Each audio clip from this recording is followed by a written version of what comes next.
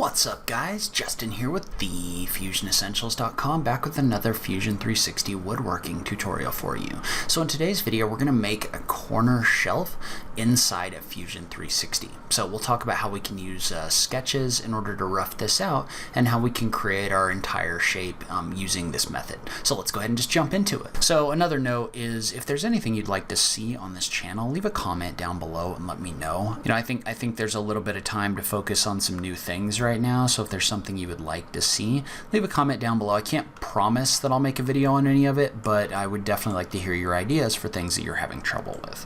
So what I want to do is I want to create one of those stepping corner shelves, and basically what the stepping corner shelves are, they're shelves that kind of go up the wall and then have a shelf piece, and then they go up the wall on the other side, so they kind of like walk up the wall just like this. And so in order to do that, we're going to start by creating a sketch. So we're going to go in here and I'm going to start by creating a sketch, and we're going to start this maybe like 24 inches off the ground. So I'm just going to draw a line 24 inches up.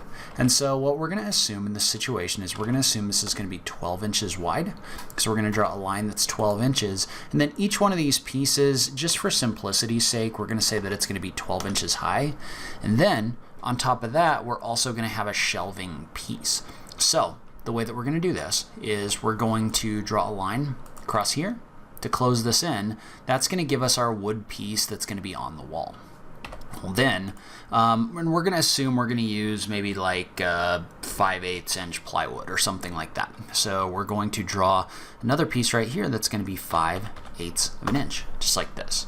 Then we can use the rectangle tool in order to draw that shape right here. And for now, I'm just going to draw a line up another 12 inches, just like this. And so basically what we've done here is we've roughed out basically the spacing of the way that our corner shelf is going to work. And so now that we've done that, what we can do is we can copy this up a few more times. And one other thing you might want to think about doing when you do this is you're probably going to want to go ahead and model out one more sheet or one more level, just like this. And so in this situation, for simplicity's sake, I'm just going to take this whole thing and I'm just going to use the move tool. So we're going to go to modify, move or copy, and what I'm going to do is I'm going to take all of these and select them. And then with all of them selected using the move tool, so you can select all of these and then tap the M key, I'm going to create a copy. So you could also do this with the rectangular pattern tool. But what I want to do is I want to take this and I want to make a copy from this point. Make sure you've checked the box for create copy, and then I want to set my target point to be right here. And so you can see how what I've done is I've created a copy right here. And the reason I'm doing it this way is because I'm not 100% sure what that full measurement is in here between this point and this point.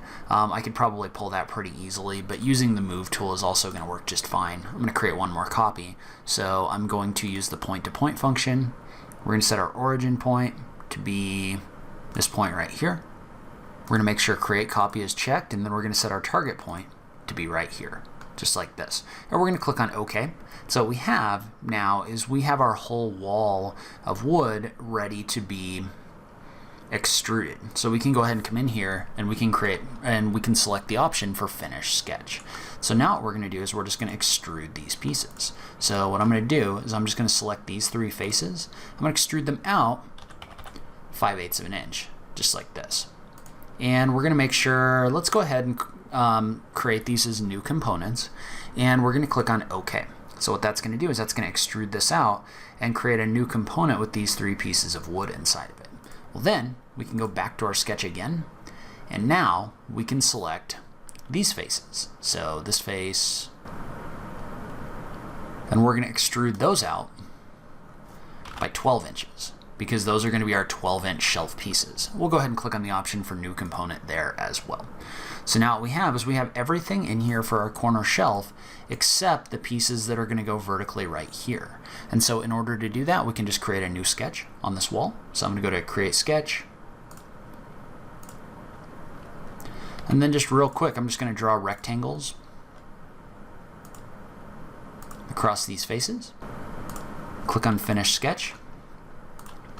And then we'll just select these 3 pieces, extrude them out, and we'll go ahead and we'll say these are going to be 5/8 of an inch thick as well, and make sure to select the option for new component here too. So now what we have is we have our corner shelf.